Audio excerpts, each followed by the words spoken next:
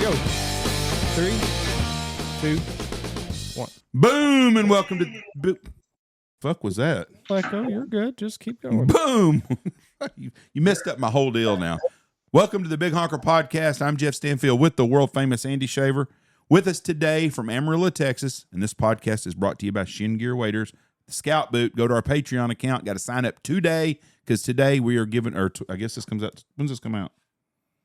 Next week. Oh, this comes out. You're too late. You need to sign up for Patreon though, because we will be doing away a Pacific Duck and Goose Call away on our Patreon account. Look up the Big Honker Podcast. With us today from Amarillo, our friend Toby Brohlin. Toby, how are you doing? Good, guys. Good. Are you floating away up there yet? Do you have the ark built? It has been wild. It has definitely been wild. I had a guy tell me yesterday, and he's got some land around Amarillo. He hunts some family waterfowl land, and he told me, he said, we have one field that we hunt, and he said, I'm worried about him being able to get a crop in. Man, it's kind of one of those deals. It's a catch-22. It's hard for me as a waterfowler to complain about any moisture. Nope. But we're now, I hadn't checked it in 2 days, but we're inching up and probably already surpassed our annual rainfall, and it's all happened in 3 weeks. So now it's to the point where it's destructive. It's washing out dams. Farmers need prayers. Ranchers need prayers. They can't get to their cattle to feed them. Amarillo's not built for flooding. Businesses are closed. It's literally, it's been wild. Definitely been wild. I think it'll be nice for hunting season if they can get the crops in. I don't think we'll have to worry about a lot of cotton this year, but it's been pretty hectic around here, and no end in sight. Doesn't look like. The next I think week or so. It's supposed to be a wet summer and fall. I tell guys that all the time. I've had guys call me. It's crazy because, like, where we are, Benjamin has gotten just a ton of rain, but right where we need it in the Playa Lake area, we've gotten lots of rain, but right when it starts running off, it quits, and the next day it rains another half inch to an inch. I looked at the rain deal for y'all. I did this last night. Y'all have had 22 inches of rain basically in the last, this year. 3 weeks. But you've had most of it in the last month. Y'all have had 9 inches of rain in the last week. Jeez. And I bet you y'all's yearly total can't be but about 12 or 13 to 15 inches on a normal year. Yeah, if we get 20, we're doing something. And y'all are already right. at 22 in a lot of places. What was the biggest one overnight rainfall that you guys got? Oh Lord, that I can think of right off. 8 inches. Yeah, 8.6 the other night. There's nowhere for that water to go, especially when it's on top of other moisture. No. It's one thing if it hadn't rained in a while, there's some places for it to go, but when the ground's saturated and you get an 8-inch dump. Yeah. I'll tell you this, we were having our pool plastered, and I feel bad for the guys. They had everything done, etched, ready to go. They were coming back the next day to finish it, and it started raining that night. They need 3 days without rain, and we hadn't got it in over a month. And our pools, I decided just to go ahead and fill it up because it was 3/4 of the way full. It's a 21,000-gallon pool. And, that's no runoff. That's just straight down filling up the damn thing. It's wild. We got a construction zone in the backyard, construction in the front, and neither one of them can get anything done. Yeah, it's such a fine line. And I know Blake up in Nebraska, he's spraying right now, and he's like, I just need it. He's like, I never really thought that I'd be saying I need it just to stay dry for just a little bit. But it's such a fine line, it's just the way it is out here in the plains. It's either one extreme or the other. It's either really too wet or it's way too dry. We need it, that's the thing. I've been talking to some of my farmer buddies, and I think we're all on the same page. Yeah. It's hard to complain because this is a whole new norm or a whole new deal. We never had this kind of moisture, so it's usually complaining about having zero water. but getting it all at one time and just the destructiveness that's been What kind was of the tough. last year out here that it was really, really wet? What was it? Was it 2018? 2018 or 2019, that fall, it Were rained. y'all really, really wet that fall and winter? What, 4 years ago, I guess? Yes. I mean, Not anything like it is now. Yeah, we were. And I tell you what, man, honestly, last year we got our rain late, but we had a really good water year last year. A lot more ply lakes than what we're used to, but right now, if things don't change, man, we'll be roosting birds in the bar ditches. Yeah. Parking lots, and it's we have got to find out who our center is in Knox and Haskell County. Oh.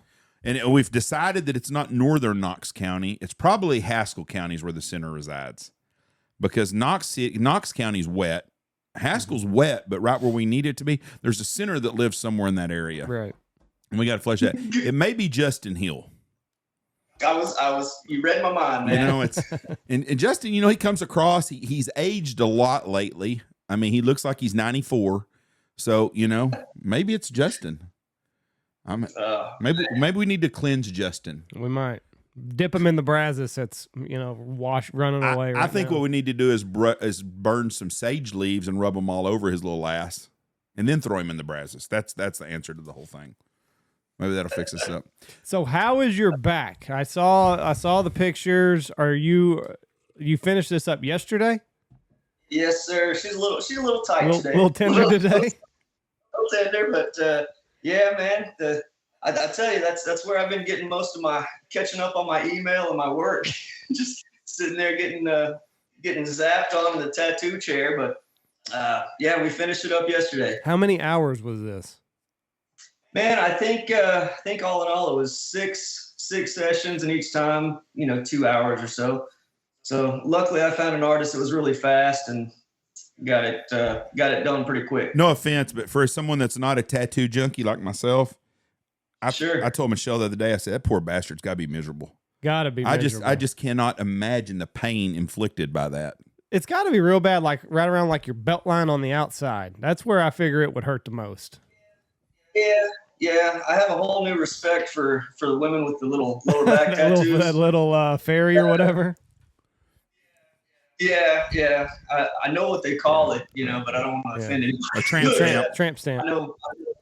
That's the one. But no, I don't know why the hell I still do that to myself, but I guess it's just kind of a once you get started on something, I got to see it through. You're not a man you're not an overweight person. So do you think, because I always see these little skinny fuckers are all yoked up that's got all the tats on them. I thought, I bet it don't hurt as much as a fat guy does, but I can't decide. Do you think being thin helps you more, or do you think being fat would have helped absorb some pain? Man, I think I've asked that question because a lot of the places that I've got, like my elbows or bony spots, most people would think that hurts worse, and I think it's one or the other. Either you don't like the pain on your bones or on the fatty areas. For me, I think the fatty areas are worse, but I mean, they all suck. I hadn't found one yet that I enjoy. How many tattoos do you have? There's no way to keep count. I honestly wouldn't. I couldn't tell you, Jeff. That's when you know you have a bunch of tattoos. Is this it? Is this is this the last big project, or do you have another idea?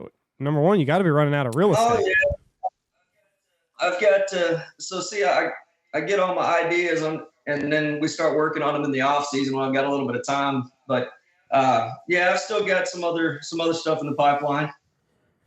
But I guess it's kind of a, what do they call it? An addiction. Yeah. That's what they call it. Yeah. Nothing wrong with that though. I mean, at least it's it's healthy. A little bit of self-masochism going on, but yeah, it's better than getting choked, I guess.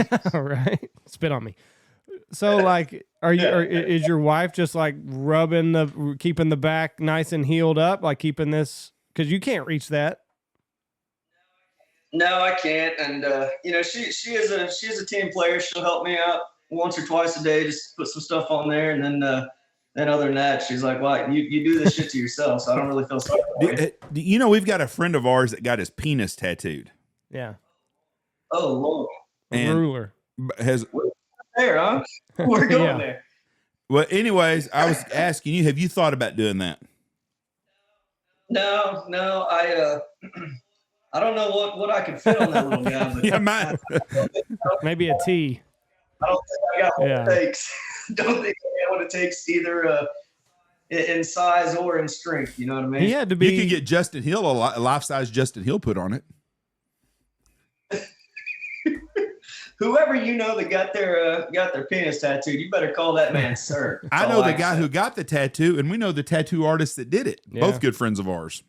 He had to be aroused to do this. So he had to take pills, and it was a whole production for this thing to go through, because that skin's got to be tight, right? Like it can't be flopping around. So there was a lot of prep work that went into this thing. So for them to pull this off,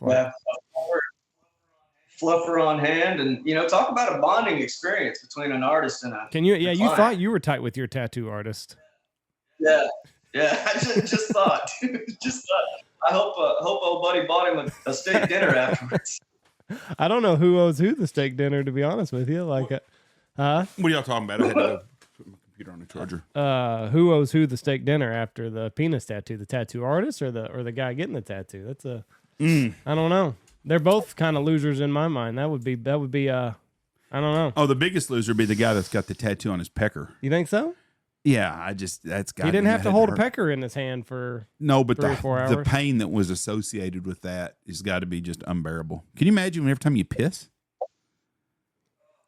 Oh, the week after morning wood or anything like that, like it all getting stretched out again.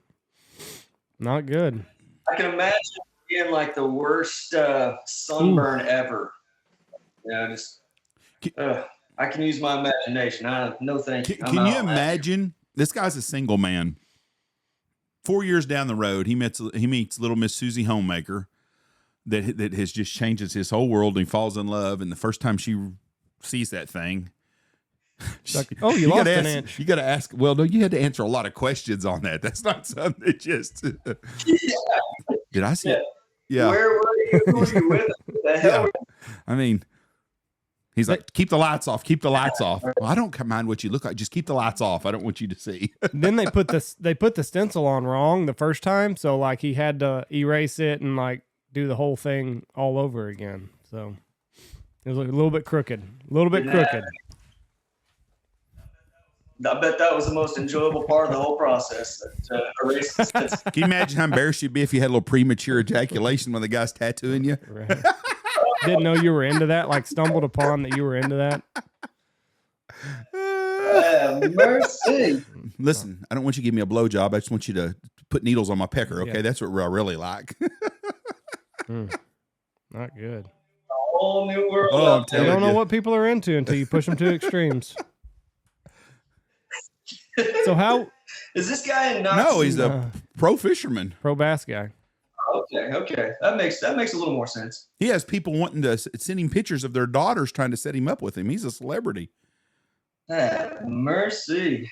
He's a big. And you have to tell me. Big time guy. Yeah, I'll send you his. Send you that IG handle. I mean, I guess we could. He's talked about it. Yeah, Matt Robertson is who it is. Matt Robertson, the fisherman. He's talked about it on here a couple times. Yeah, he's not ashamed of it at all. He's very proud of it. Yes. He will.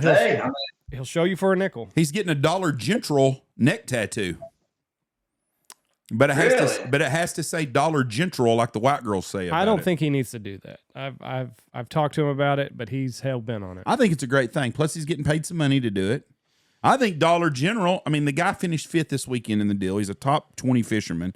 I think Dollar General should sponsor him. And I know that you see some of those companies paying people to get their logo tattooed on them. So, yeah, there you go. Yeah, you never know. I'm running out of real estate, but hey, I'm all ears. If Ford wants to throw some cash at you, like I'll make space. See what we can come up with. Are you still going to drive a Ford after all this stuff with this Go Woke now, since they're the next ones? Man, I just saw that this morning, Jeff. I'll tell you, I just saw it. It kind of, I try to stay out of all that. Not my place to judge folks. I've been judged plenty, but I saw that this morning, and man, you just can't have anything nice. You know what I mean? We were yesterday. What'd they do? I haven't seen it. They've got a new commercial now. They got these 2 Ford pickups and they're in the mud, these Raptors, and they're racing and shit. It's called the Raptor, isn't it? Their little truck. One? And they race them up and down and stuff. And one of them goes through the deal and it comes out. It's fire truck red, beautiful Ford pickup. And the other one kind of honks with its left little blinks its eye. It goes, or it's a little light at him, goes through the water and it comes out and it's rainbow. Mm-hmm. It's painted gay parade, the gay pride stuff all over it. And they're doing the same shit. I just don't understand why they even take a deal. Nobody gives a shit. You think a gay guy's going to buy a pickup because they have a gay truck? No. A gay truck. I didn't know. A gay themed truck. Here's my thing. We're going to get to the point to where there's nothing else that we can buy or associate with, you're just going to run like. But stay out of it is what I don't understand. Okay, but they didn't. No, I know that. So I don't drive a Ford anyways. But I'm sure Chevy's done the same thing. Probably have. But the Ford Foundation, those rich kids, it's a 5th generation Ford family that's never had nothing but billions of dollars in their pocket, think they need to get involved in every single fucking social thing. And they're what all the social people are against. Rich white people that ain't never had to fucking work their whole life, and they're too stupid to see that.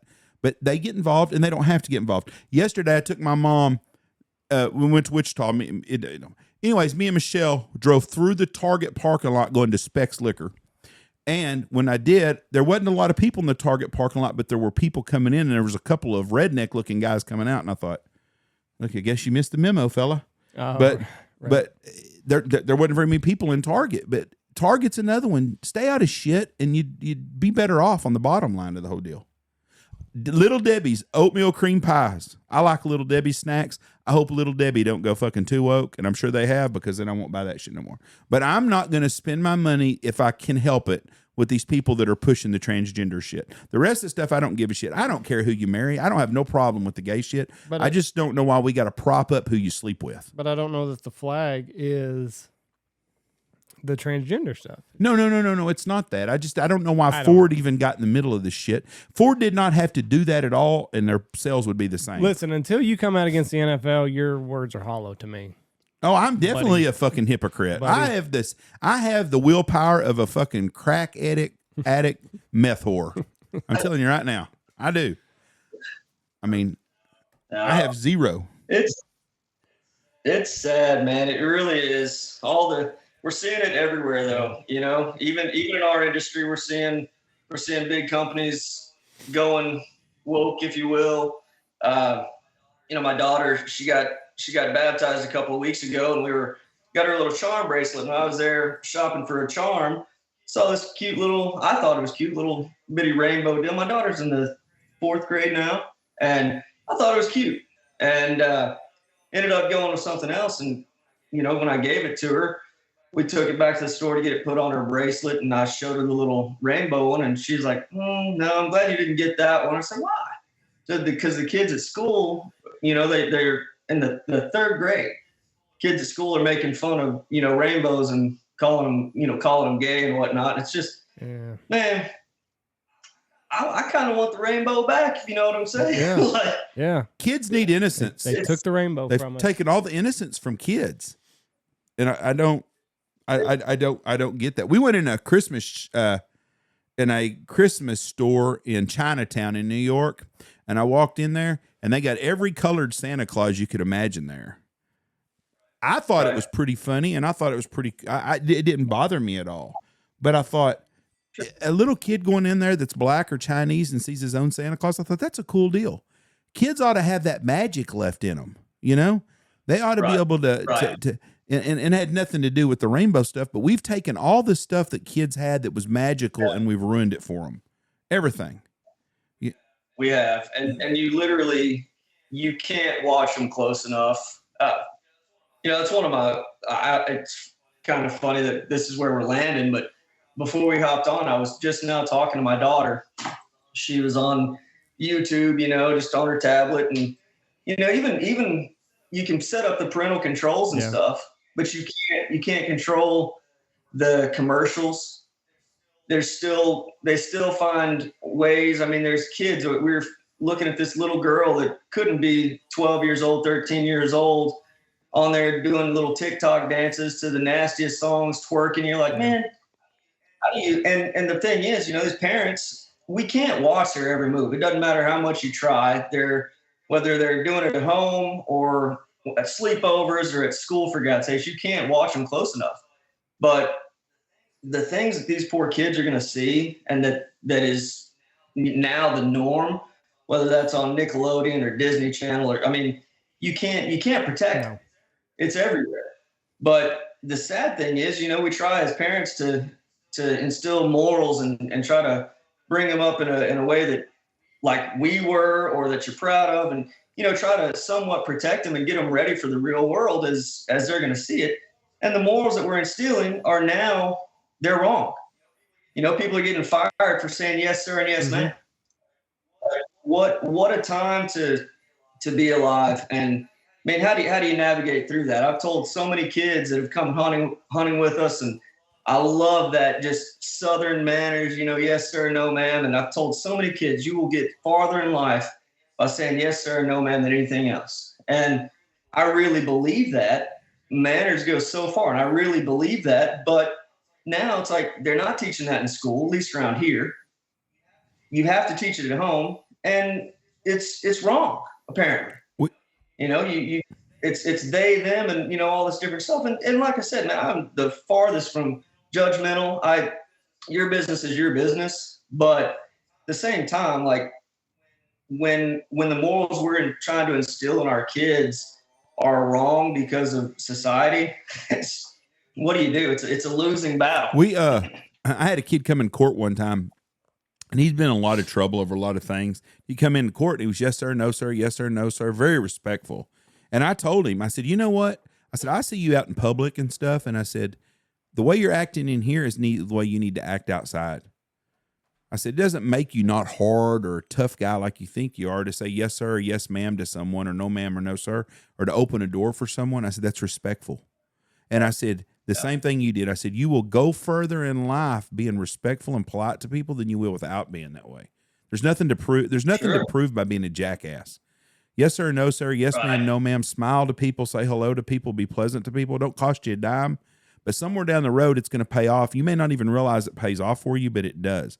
But the Southern kids are the best, and I like it when I have kids here and they'll say Mr. Jeff or Miss Michelle, and they're from the South when they say that stuff. Yes, sir. And we definitely need more of that.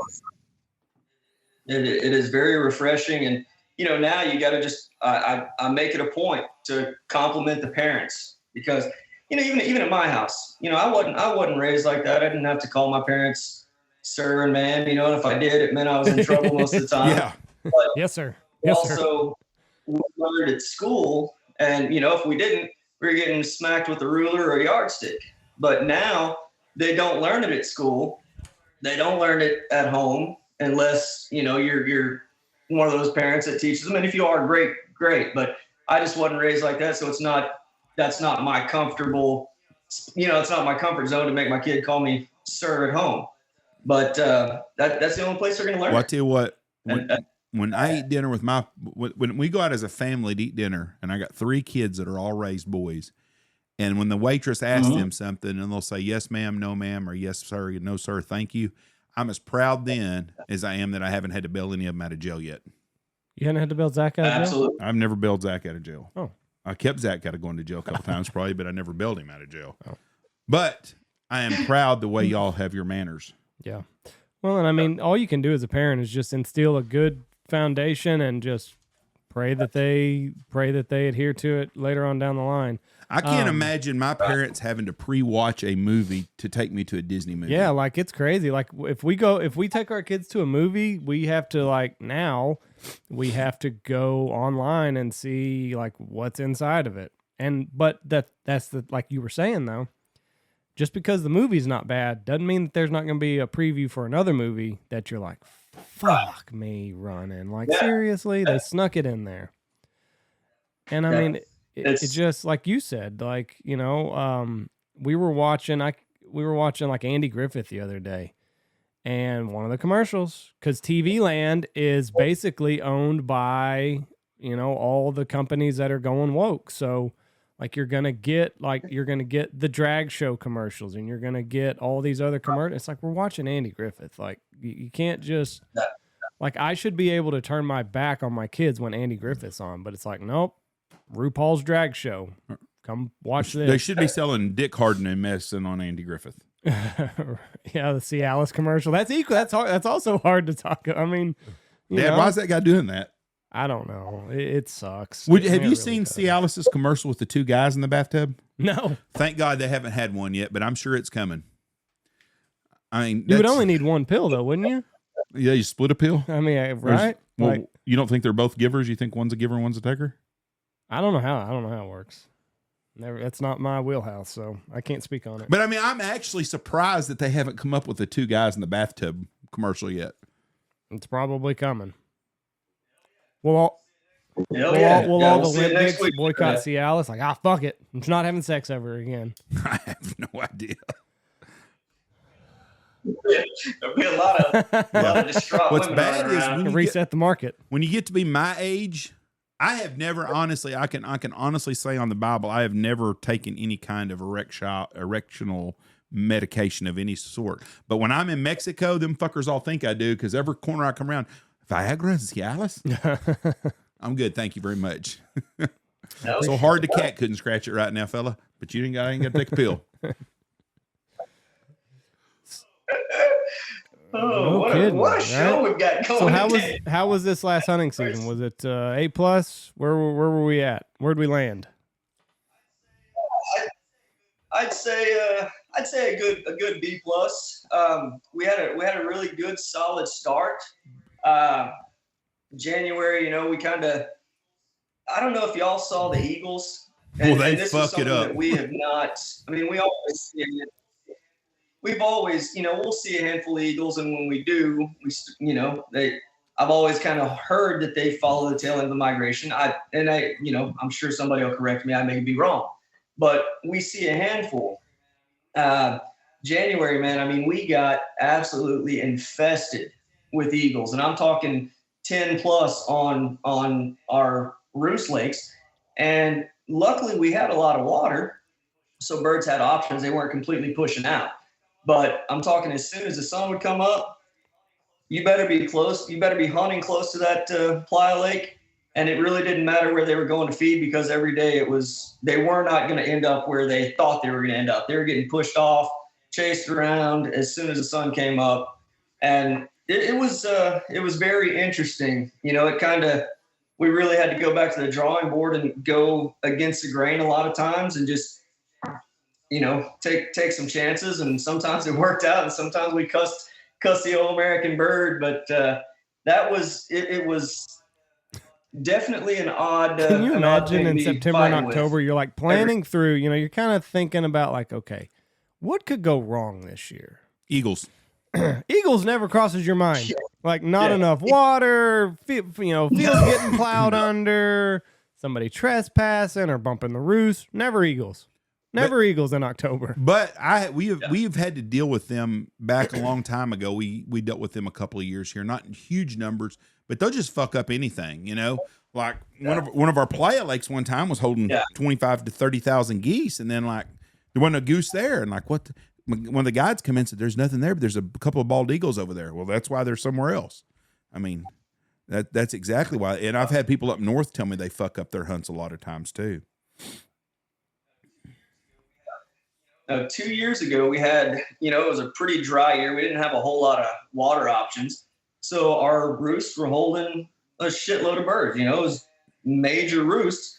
And I started seeing some eagles running around, and towards the end of the season, we start going out there and doing a little end of season water slapping. And the amount of carnage, undescribable.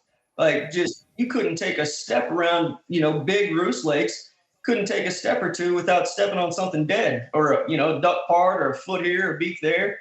And So, I mean, I've seen the carnage that they can do, but this year, just the numbers, and I mean, I'd never witnessed anything like that. Just pushing them off and chasing them to the fields, or having 2 or 3 eagles sitting off in the wheat field waiting for the geese to show up. It was just some National Geographic. That's how we shit, keep our birds off of our fields in October before we're ready to hunt. Tony made a bunch of cutouts of bald eagles, and of course, when he was doing it, Jeff and I made fun of him. This will never fucking work.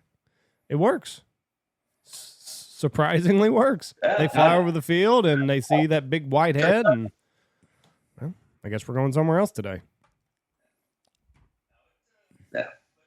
No, but other than that, man, I mean, it was a good year. Still, our numbers were where we needed them to be, or where we like them to be, rather. It was all in all, it was a good, solid Started run. out early good. A+ in November. Yeah. Really, up until Christmas, everything was rocking and rolling. Everything was smooth. And week before Christmas, the wheels fell off. It just, like we limped across the finish line. January was hot and mild, and, the birds, they start trickling out of here. And what birds you do have, we had a lot of birds throughout the end. They all had a PhD. We never got that. We never got anything else. It seemed like what we finished with is what we were shooting at opening day. I wish I would love to do it. I would like to know the percentages of the geese that we have on November 7th, on January 27th, how many of those are the same birds that are still here. Because them son of a bitches, it seems like they know where they're going. They fly over my house and they laugh at me every day at the same place. I know it's that same fucking goose. It is.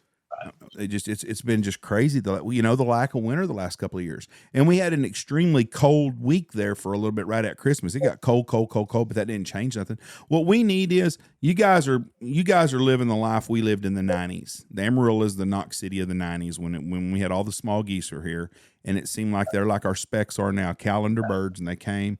But back then, even we would get, because this year I didn't hear from you. Usually you'll text me some and ask how things are going. And I knew you were doing pretty good because 2 years ago when we were struggling, y'all were struggling also. Or Chance would message me and let me know something. But we ain't had no fucking snow up north still. We need Nebraska to be white, and we just don't get snow anymore. Right. Yeah, it's been an odd couple of seasons, to say the least. And I think around here, like we've talked about in the past, we have so many lakes in town that will hold stuff, and that again, that's what saved us this year. The Eagles would push them out of our out of town areas and push them into town, and we were hunting a lot right 5-10 minutes from the house. But you can only do that so much, and they'll end up, on a piece of property that's in the city limits, or you can't hunt them, or whatever. But sorry, I don't know where I was going with that, but I think that's a big saving grace for us around here, is just having those city lakes that they can get away and not be pressured, whether that's hunting pressure or predators or whatever. Having a safe place and that's what sucks out here is like, you only get a handful of players. So if we ever do get a big influx of eagles, like we're screwed. Maybe our decoys keep the eagles out of here. They're like, oh shit, there's already eagles here. We gotta go up to Amarillo. Our eagles, but we're not in their migration route. We've had eagles here before. Well, we have a few, but like if you go to Austin, Texas, they're covered up with eagles. Bald eagles. That migration goes down there. There's a lot of them stay at Lake Travis. Those lakes down there hold a bunch of eagles. We just are luckily we don't have them here, and I hope it's that way. It's kind of like having a lake and having cormorants. The people that have the cormorants hate them, and the people that don't have them are happy as hell they don't have them there. There's certain places they migrate to. Would you go on one of them hunts where they let you go in and shoot like 500 cormorants in a day? And I like to pull the trigger. I like to pull the trigger, man. It's hard for me to say no to now, any. In all honesty, 100% honesty, just between me, you, and Andy, and the millions of people that listen to this shit, have you accidentally ever shot at a cormorant on a goose hunt and thought that was a damn goose? No, not a. I have one time I was teal hunting and shot at a snipe. We don't have to go. We don't have to go there. Just shot picked at. up a snipe. I can tell you this. The two oldest boys that were raised at my house, one time shot at a sandhill crane a week before season. Luckily, the guys missed. But I'm watching and I see this crane. It's going across. You know, our crane season opens up 3 weeks later than the out west. And I see that sucker go right in over the decoys. And I hear boom, boom, boom, boom, boom, boom, boom. I'm like, what the fuck are y'all doing? That sucker kept flying. I'm like, got on the phone and said, crane season don't open until Saturday. But I've seen pictures. You guys are fucking wearing them out on the plains, and you know, shit. You know, shoot that fucker. You guys, y'all have pretty solid crane season. We had a good crane season. January was good, but our problem is we should open crane season up the same time y'all do. We have cranes to shoot. We just can't do it for the first 3 weeks. But everybody has been hunting the Panhandle. Starts last Thanksgiving weekend or Halloween weekend. They're shooting cranes. So I get guys call me. Do you got cranes? Yeah, we're covered up with cranes. Do you have any openings? No, we're booked up. Well, shit, we want to book next year early. We want to shoot cranes and geese. I said, you can't shoot cranes here till Thanksgiving weekend. That's the rule. But Andy and them decided to call the shot. Luckily, the guys were not good shots. He was right there too, right in a goosey quay. I have called the shot on a cormy also. I was like 15 or something like that, and I wanted, by God, you know, I'm like this little chimp that's wanting to test the alpha one day, and you know, like fuck, I know what I'm doing. I can call the shot. And this single comes in, and I light them up, boys. And then the head guide was like, "No, that's a cormy." And I was like, "Oh, my bad. You can call the shot again today." He clipped my little nuts real fast there, but yeah, I did. I was a little trying to be the big dog, and evidently I wasn't. I got a little eager whenever I saw those wings lock up. Found out we can't shoot those. Oh, you know, sometimes they decoy. I've almost shot, nice, like, in your defense, though, like for the snipe and the teal, I've almost shot at mosquitoes. Like, you just see this little thing out of the corner of your eye, and, like, that's all you get sometimes with teal. You know, first light, and, yeah, I mean, come in a little ball, they do it right, hit the I would spinner, like to know the number of the number of wood ducks that get shot in East Texas during early teal season. How about shovelers? Oh. Yeah, shovelers get it, too, sometimes. I was behind the lodge, the lake behind the lodge, 2 days ago. I was sitting there down there. There's 3 or 4 dozen shovelers down there right now. Really? When are they going to have fucking babies? It's June. Oh, They'll start coming back. We'll start seeing shovelers again in 8 or 10 weeks. maybe they're down there. And they may be having nests down here. But I mean, I didn't see just a few. There was a bunch of could put on a shoveler hunt. And they're still color. They're still in color too. Yeah. You guys, y'all had a good duck season this last year, though, didn't you? Like, the duck numbers were really good?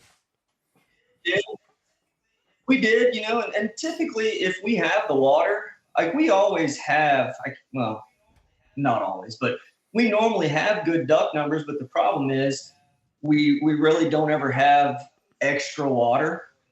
So it's hard for us to go and do a full-on duck hunt because we'd be hunting roost every day.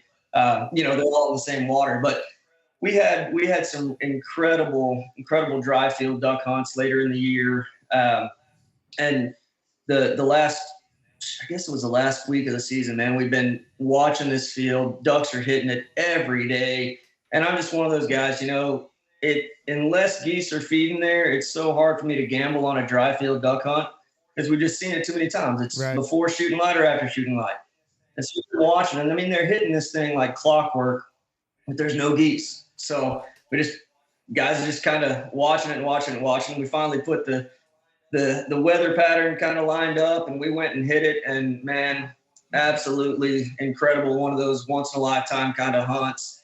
And you know, we had a lot of dry duck hunts this year, or you know, just getting into them in the dry fields. But as far as water hunts, we had a few good ones, but we actually had water this year that we were able to duck hunt. What kind of fields? Like, was there any like sheet water or anything in these fields, or were they just going there to feed? Yeah, just feeding, feeding. You know, like cornfields, milo fields.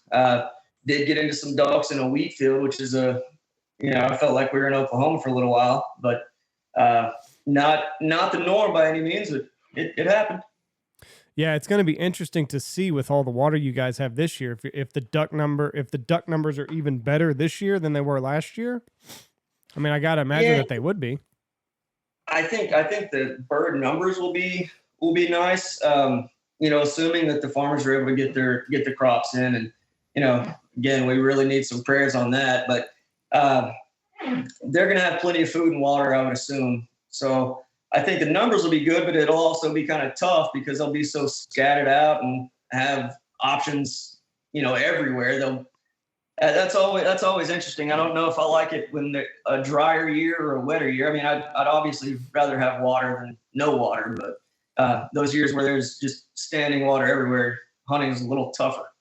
Yeah, because they scatter out just so damn bad. And they're just like, you don't get those heavy concentrations of birds. You'll get 5,000 here and 10,000 there. And you're like, well, where the fuck are they going to be tomorrow? Like which one of these, 15 different places that they can go, where are they going to go tomorrow? That one thing that I will say when that happens, though, your opportunities on traffic are a lot higher. Just get underneath them. And, we last several years, man, we've had a lot of success running traffic, and I don't know if it's just because of the amount of pressure, completely changing it up, getting somewhere that they may not even think that they want to be, but they'll come and check it out. And we've had some really good hunts, just throwing curveballs. Just run a big spread and just be aggressive on the calling. Either big or 2 or 3 dozen full bodies and get right out in the middle with an ace, just completely off the wall, crazy shit that, when you start getting your ass kicked for a week at a time, you're like, all right, I'm going to go back to the drawing board and try some crazy shit, and it works, and then try it again and it doesn't work. Yeah. But we've definitely had to get creative. Yeah, that's the thing. Like whenever you get on like a dry spell, it's like, well, what have I got to lose? Yeah, and all you guys start hating each other. You're ready to sell the trailer. These decoys suck. Everybody's pointing everybody else. Yeah, like you're over calling over there. Well, you're fucking under calling over there, and it's just it makes for some contentious guide meetings and but everybody's trying to succeed. It just sometimes tempers boil over. Sure. Glad to hear it's not. Yeah, no. The common goal is the same. It's just. And then you're tired, you're worn out. Like, oh yeah, you're not in your right state of mind to be having an argument. So low blows happen. That's right. But we're family though, so we're allowed to be pissy with one another. Sure. What? I lost my train of thought right there. What are y'all doing more A-frames, or are y'all still doing like the chairs in the middle? I would say still more out in the middle. It really depends on the year. Last year we had pretty good late rain, so we actually had some brush on the fence lines. But normally around here, it's flat. You don't have a whole lot of hide options, so we're kind of stuck out in the middle most of the time. But I will say we'll take full advantage of any opportunity we can to get on the edge or even out in the middle with an A-frame. It's just nice to kind of throw them a curveball every once in a while, and it works. Yeah, that's the thing, is just keep them guessing. And the problem we've gotten to where our clients prefer to hunt out of the A-frame. So like when you're telling them like, oh no, we're doing it the other way, they kind of get pissies. But I would like to start out when I'm fresh and energized out in the middle of the field. And then when I start getting tired in December and January, then go to the edge. So I would like to do it backwards from the way we've been doing it. But so I'm going to go right down on the calendar now. Opening weekend of goose season. Andy is guaranteeing right now he's going to hunt in the middle of the field. Maybe not in the beginning. Because that first day, Andy's going to think, oh, we got a good edge right there. So it'll be a lot easier just to do the A-frames. It is easy, but like then you get your birds conditioned in January when you're like, you know what, it'd be really, really nice to be sitting in an A-frame right now. And like instead I'm doing it backwards. So I don't know. I can tell you a difference on the birds doing something different is we did a couple of afternoon hunts last year in January. Yeah. and we smoked the birds, a couple of them. Like one day we were done in 20 minutes, like with 50 birds. And it was the same birds in the morning that didn't have a fucking thing to do with you. But in the afternoon, they fucking thought the decoys looked brand new to them for some reason. It was absolutely crazy. Yep. We did the same thing a handful of times. And most of the time when we'd set up in the afternoon, we were going out with the intention of trying to do some, shoot some evening ducks, and much smaller spread, just kind of trying to throw something against the wall and see if it stuck. But we had some pretty decent afternoon hunts over tiny decoy spreads. I think in the mornings our birds got to where they were waiting for that first bird to land. They wanted to see that first flock hit the ground, and then that's where they were going. So like when you set out your decoy spread and you've got however many decoys out there, well, they're like, well, unless they saw a bird do it, they're just going to circle you and fly right by you. Yeah. There was a whole lot of tomfoolery going on. And I kind of blamed it on the Eagles here, and I think a lot of it was towards the end of the season. They were just, they were terrified. You were getting a whole roost at one time, and if it wasn't right, you might as well pack it up and try that afternoon or get on to tomorrow.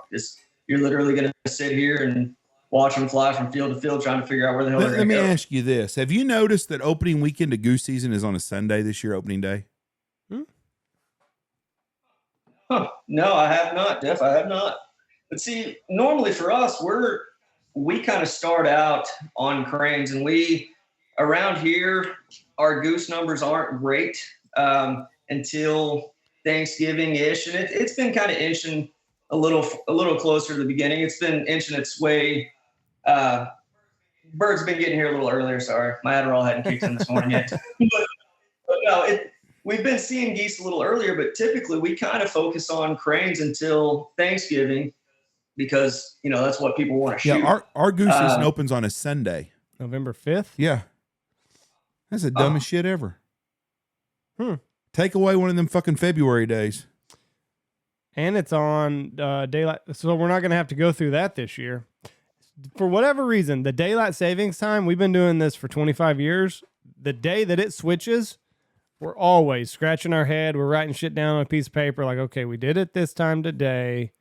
For whatever reason, like everybody's all fucked up that whole next day. So, but I do a hunt.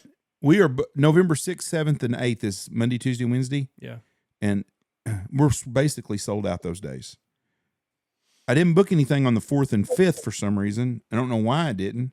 Good thing you didn't. No, and I started looking at the calendar yesterday. That's why I looked this up. I'm thinking, oh, fuck, what if season don't open until the 12th this year? And I screwed up. I got all these people booked that first week. Right. Looked it up. Opens on Sunday the 5th. Oh, well. Which is I've never done that. I got a group that likes to duck hunt and goose hunt, so I'm going to call them right now. They'll book 12 people for those weekend. But I needed someone we can duck hunt on Saturday, but we can't goose hunt until Sunday, and that's never heard of such a shit. Have the cranes always been there that early? Like when you were first running around up there, like you always noticed cranes early in November? Yeah, and honestly, man, I wish our crane season would open a week or two sooner, because our crane season, we've got a ton of people that want to hunt cranes, but it's a pretty short-lived season for us typically. Usually Thanksgiving or the week after, they're gone. Occasionally, if weather's right and water's right, they'll stick around, or if it's dry south of us, they'll stick around. But typically it's a 3-week run for us. So I'd be happy if they gave us a couple of weeks earlier, so I could get some crane hunting in when they first get here. But they don't ask us those questions. Mm-hmm. Yeah, you guys wear them out early in the year.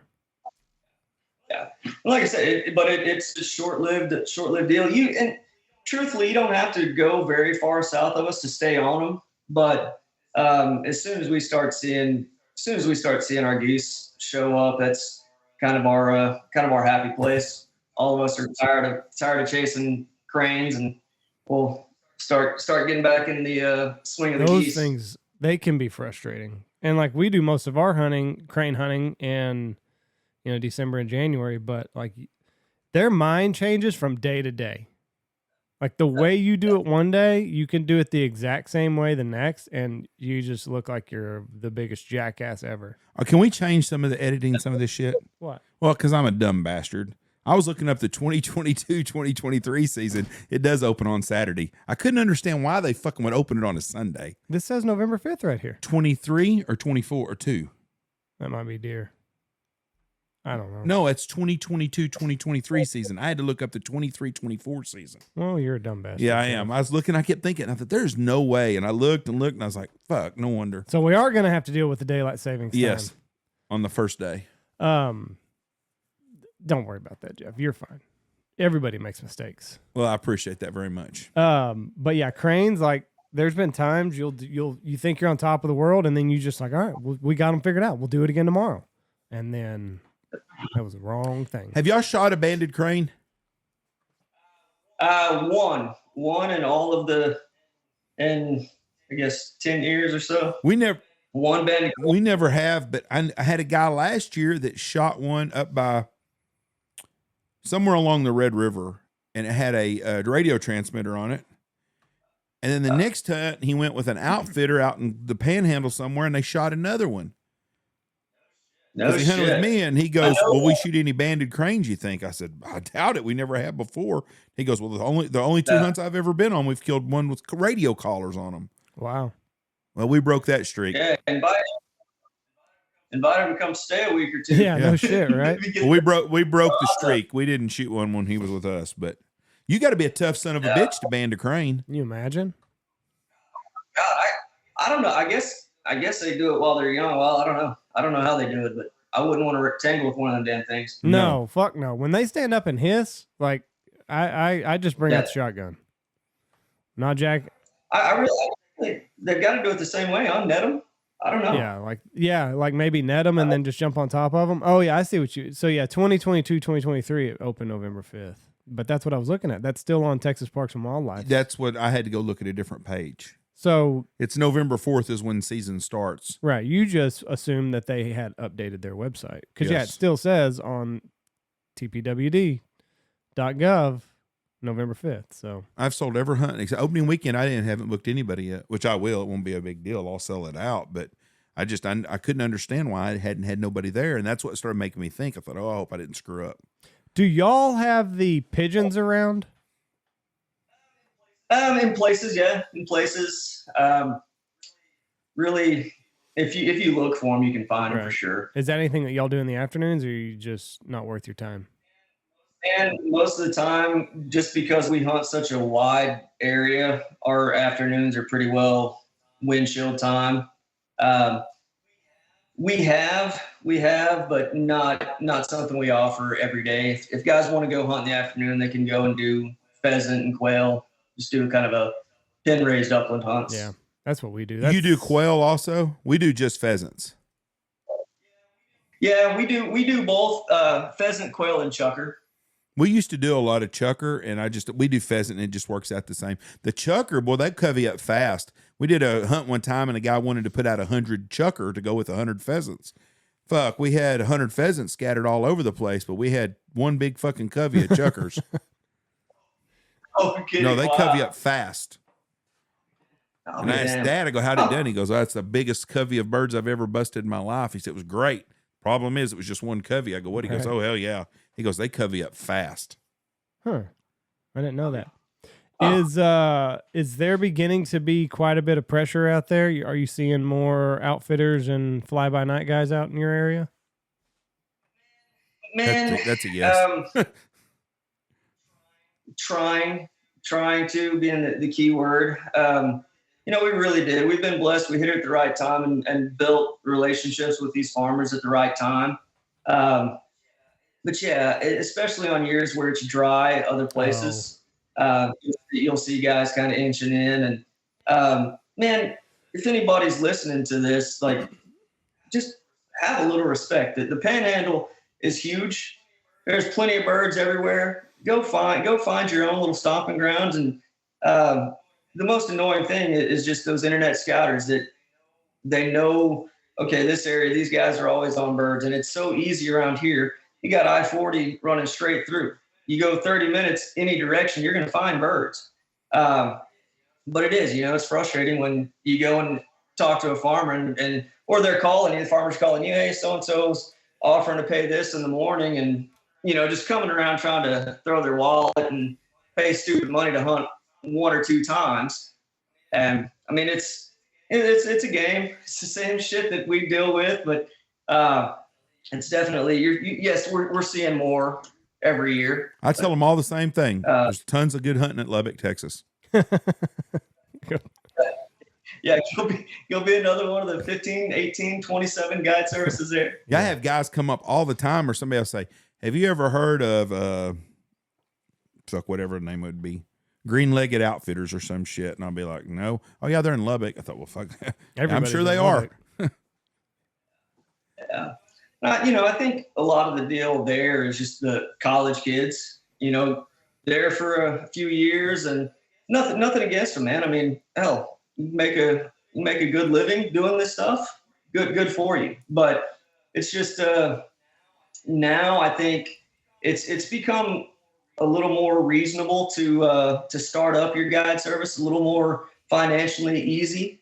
You can go out and buy a trailer and dive bomb decoys or, silhouettes and have a big spread, which around here before people started using a lot of silhouettes, it was full bodies. And I mean, it was a pretty big investment to get started and to try to stay on top of them, because you had to have a shitload of decoys.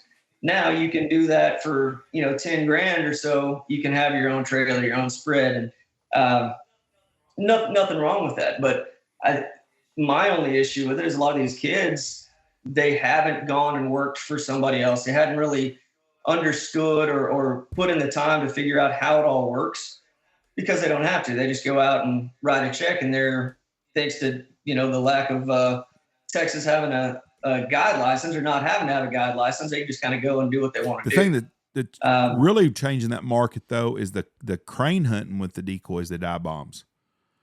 Yeah, because you used to have full body crane decoys. Now, same thing with silhouettes. They get in for 24 crane decoys, and they're in the crane business. Yeah, for $500, you can get in the crane business or whatever it is. It might not even be that much.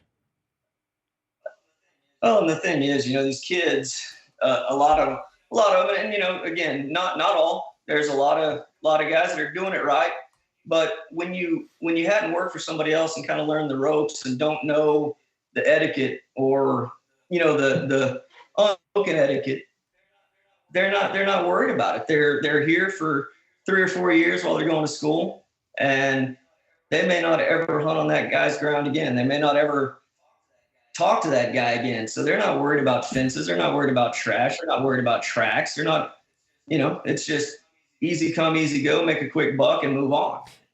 And again, nothing against guys trying to make a living, but it's just, there's some etiquette that I think we've missed, Yeah. Like, you got to get out there, you got to cut your teeth. You got to, kind of learn the ropes, learn what is acceptable and what's not. And that's the thing. Like, if they know that this is a 1 or 2 year deal, then they're not going to do it the right way. They're going to do it the easiest, most convenient, quick payoff, quick turnaround. And then that's all we're going to worry about. $675 for 5 dozen crane decoys. So, and you can be in the crane business. Yep. And you really don't need more than 5 dozen out there ever. So I want to kind of change this up just a little bit. Toby, being a celebrity and travels a lot, have you ever gotten a letter or a written warning letter from a stewardess on airlines on your behavior? The other day when we flew to New York, there was a lady in front of us, and she was a typical New York woman, and she had a bad attitude. She was pissed. I did not understand. I had my headphones on, minding my own business, but my wife was sitting right behind her, and Michelle keeps hitting me, and she's like, so I had to pull those headphones off, and I can't hear shit anyways anymore. And they got the air conditioner on the plane, and she's the row behind her. Anyways, the lady was bitching about a service dog. So I thought there was a service dog somewhere else on the plane. The lady had a pet, a little Shih Tzu, one of the little small dogs, and it was in her carrier, and they wouldn't let her take it out. The stewardess there were stewards. There was two stewards on the flight, and they were like, "No, ma'am, you have to leave your dog in there." She goes, "I flew from Fresno, California today, and they will not let me. They let me take my dog out. I want to take my dog out." They go, "No, the paperwork shows it's not a service dog; it's a pet. That's my service dog." And they're arguing back and forth with this lady, and this lady goes, "Well, the problem is y'all are both gays." That's what she tells the two stewards, calls them gays. Mm-hmm. Well, everybody around is kind of laughing and stuff. And so then they leave, and she comes back and she has words with them again and calls them gay again and lovers. And, you're not real men, blah, blah, blah. And she's really getting on their ass. Well, then she gets up to go to the restroom. Well, my granddaughter's in the bathroom, and we're at the front of the airplane, and she goes to the bathroom. So you can see Dylan at the bathroom, and Dylan goes in. That lady stands up. They make her go sit back down because you're not supposed to stand up in line. Well, they were being a bitch to her because she was being a bitch to them. Anyways, she comes back and she's wanting to she looks at me and she goes, "Will you write a letter with me about their attitudes?" I go, "What are you talking about?" She goes, them gays, the stewards, the gays. I go, "They're not doing their job. They're not bothering me at all." Michelle's like, "Do not fire her up." Because I'm just trying to, this time now, I'm trying to get her fired up, just get her worked up and stuff. And she got into politics and everything. Well, she actually believed everything I believe, so I really just kind of let it go at that. But she is just fired up. They give her a letter on the airplane, and she wads it up and throws it at them. And it's a letter that says, "This is a written warning. Notice your actions may put you on the no-fly zone." And they gave her an actual letter. And the cops were going to come to the terminal when we got there. Mm-hmm. When we landed, she was on aisle 7. She was out the door, the first one out. She went through everybody at first class and was out the door. But in my lifetime, I've never heard of anybody getting a written fucking letter from the airlines on their behavior. But she had about 4 bottles of scotch on the plane, and she got mad and she kicked one of them and kicked it, like punted it down the aisle at the gays because they wouldn't let her dog out. But she was an old grouchy ass lady. But I saw that picture on my phone just now, and I thought, I'm going to ask them. But I've never seen anybody on a plane get that much. You see the clips every once in a while of somebody getting out. I've never witnessed that firsthand. No, I pretty well try to stay to myself on the American. Well, you had no choice if she was right in front of you. But when she said the gays, I kind of found that kind of funny. But the last flight that I took, I got a little bit paranoid, and I'm already I'm a nervous guy, especially when I've got my family there, and especially when I'm at the mercy of the pilots and all this other stuff. So anyway, we're going to our row, and there's 2 people in our seats, and I'm like, because you're being polite. Where we were, it could have been a mistake, and I was like, I think we got something going on here. Like, I think those are our seats. And they're like, "Oh, is this row 15 or whatever?" And they're like, "Yeah, what row were you supposed to be in?" And they never answered. And it was 2 guys. So they're like, "Oh shit, like, we whatever." So anyway, like they go like to opposite ends of the plane. Like, it wasn't like, "Oh shit, this is row 15. I'm grab a seat. I'm row 16. This happened a couple more times. People were like, "Oh no, you're in my seat," and then I was like, are there a bunch of fucking terrorists on this plane? Like, are they all like banded together and they don't know like how this shit works over here in America? Oh, I bet you were a nervous fucking wreck the whole time knowing you. Because like it happened, and I kept noticing it. Like, people were just like fucking going in and out of seats. If they'd have had robes on you, would you really been nervous? Well, no, one guy was questionable. What do you mean questionable? Yeah, listen, I was profiling. If somebody should have lit his shoe, if he'd have put a match by his shoe, I'd have fucking tackled him. But I've never been on a plane where so many people were in the wrong seat. What airline were y'all on? American. That's crazy. And we all know like what happened on 9/11. It was American. So I'm like, fuck, are they running this back? They're running it back. You were flying to Costa Rica, or they go flying to Costa Rica? No, I was flying back. I was flying back home. I was flying to Dallas. And I'm like, what are we gonna hit in Dallas? I saw a guy in front But I've never been like, I've been on flights where it's like, oh shit, I'm row 14 and you move up a row. But these guys just dispersed. Like, they weren't even in the same ballpark. Like people going to a pro sporting event trying to set up down front, and they just keep bouncing seats till they finally get moved back. Yeah, and that happened like 3 or 4 times, and I'm like, what the fuck is going on? How can so many people be in the wrong place? And I'm like, well, I'm sure they're getting ready to overtake the Where cabin. did they end up at? Behind you or in front of you? Oh, way behind me. You know, I had a guy in front of me on one of my flights sitting. I'm a window guy, and he was sitting in front of the window in front of me. And this guy gets on the plane last, and he's like, "That's my seat." He's like, "Oh," he goes, "Well, that's my seat right there on the aisle. If you just want to just have it, since we're already almost flying, I'll just sit here." That guy's like, "Well, I guess." It's like, fuck that. I told that motherfucker to get his ass up. Right. I paid for that seat and picked a seat out. But that was that guy's ploy. He knew where he was sitting, but he just went and grabbed a window seat real quick, and hopefully that. But he was lucky to meet the right guy that was too big a pussy to tell him to get his ass up and move. And I'm telling you, when my family's there, I'm paranoid anyway. But when I got kids there, I'm like, okay, what am I going to do?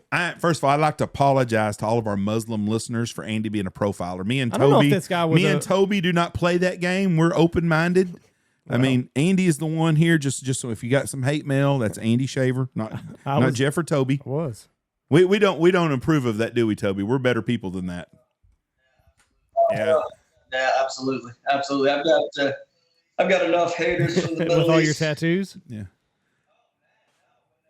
Oh man, no. When our Instagram stuff started blowing up and all that growth, you start looking at reading the comments, man. I'm talking, I was literally getting phone calls from Iraq and whatnot, or, just different places in the Middle East, getting phone calls at 1 o'clock, 2 o'clock in the morning.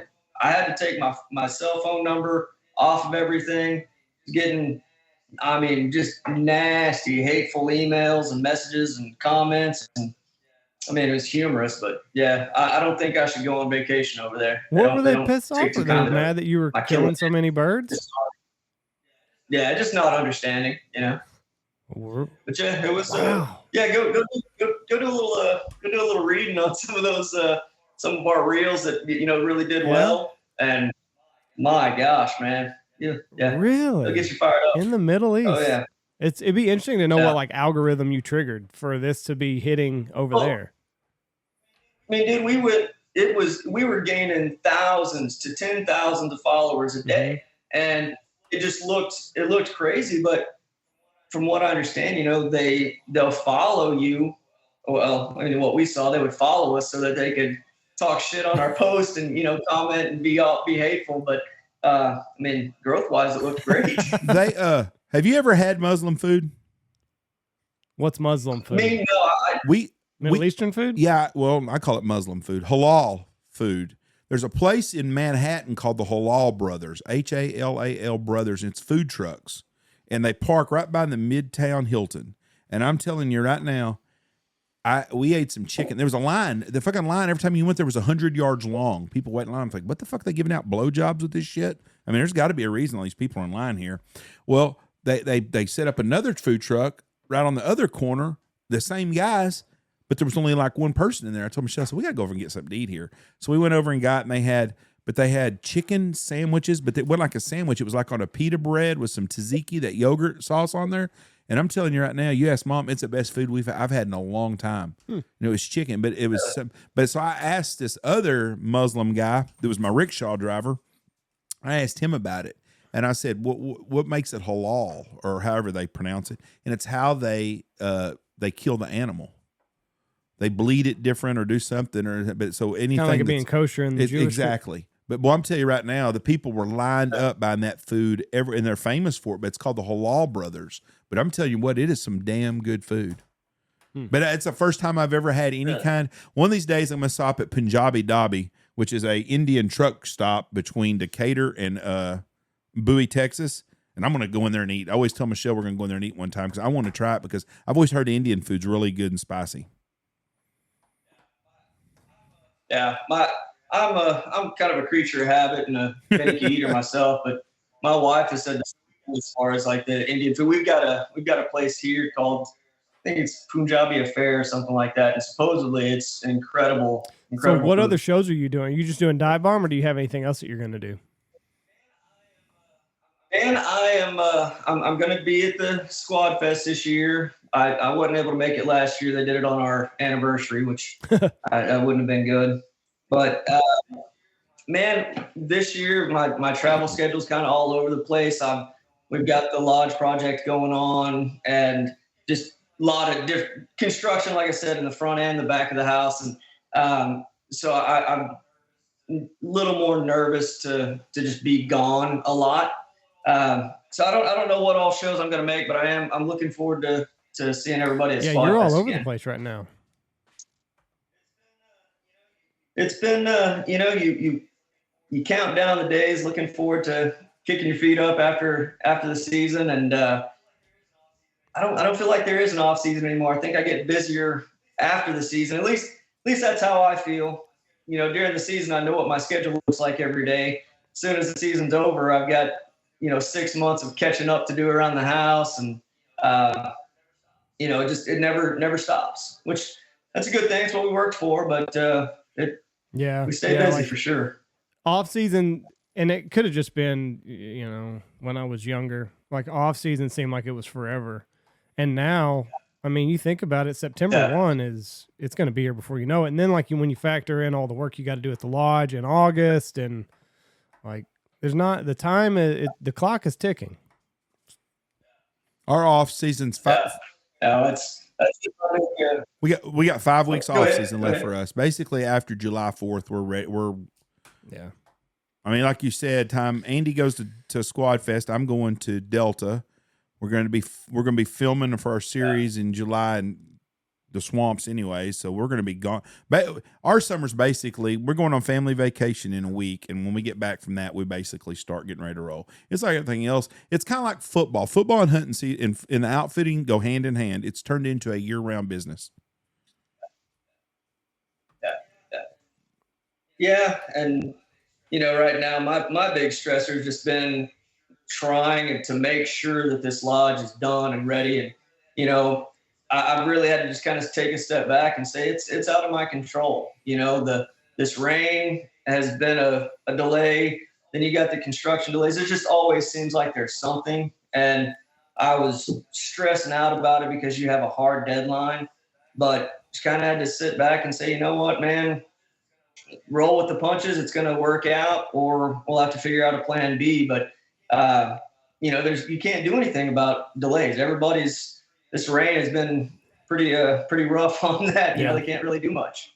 But I mean, it is what it is. It's coming, and we're cruising along, and I'm praying like hell that it's ready for our first clients. But what are they telling you as far as like a deadline? Is there even a deadline? Yeah, we're shooting for that first to middle of October. At least to have the rooms and kitchens and places for the guys to stay and eat. I mean, it's a simple project, but it's a big project. Right now, we've been waiting on plumbing for the last 2 weeks. The plumbing in the main, where the showers and everything at, that's already done. But tying it all into I guess what you'd call like the lobby or the living area, that's what we're waiting on right now. And it's been so wet that we can't get trucks in here. We can't get a lot of that stuff done. So we're just kind of waiting. It's a hurry up and wait game. But once that's done, they can get the concrete poured back in the main part and get back to the fun part, putting everything back together. But, we've gotten really used to having to deal with just delays and plug it off and say, okay, man, we'll see when we can see. Yeah, with building delays, and now you factor in weather, like you're tough. Man. Tough. Yeah, it is, but it'll all work out at some point. Control. Well, listen, bud, this has been a lot of fun. Right. I will see you next month at Squad Fest, and we'll have a beer or something. All right. I will. Good deal. Looking forward to it, man. bud. And then I'll see you. If you need anything between now and then, let us know. And good luck getting that lodge built. Sounds good, man. Enjoy y'all's Toby, be safe, brother. Talk to you later. God bless you. Yes, sir. Hey, Jeff, keep your penis in your pants and out of tattoo. Yeah, I'm going to do all of that. Don't worry. I'm not. You're going to have how many tattoos, 1,360 that you have. You're going to be 1,359 ahead of me. I got one, and I don't think I'm going to get another one ever. Toby Brohlin, boys and girls, from the great Cadillac Creek up in Amarillo. Go check him out. Wet. Yep. I Wetter than a busload of fat chicks at a rap concert. I envy them. I wish we were that wet. Yep, me too. We are wet. We just don't have water in the water holes, but we got water everywhere else. We're not wet. All right. Thank y'all for listening to us. God bless y'all. Remember, Patreon account, be having another giveaway coming up soon, and we will be giving away, doing some other things, even on our closed podcast page, which you can't sell shit at. It's not a fucking swap shop. If you go to it, we done a taxidermy picture contest this week. We'll be giving away little things all the time, little contests like that. Anyways, check us out at the Big Honker Podcast private page. Got to answer 2 questions. Favorite episode, and what else do you have to answer?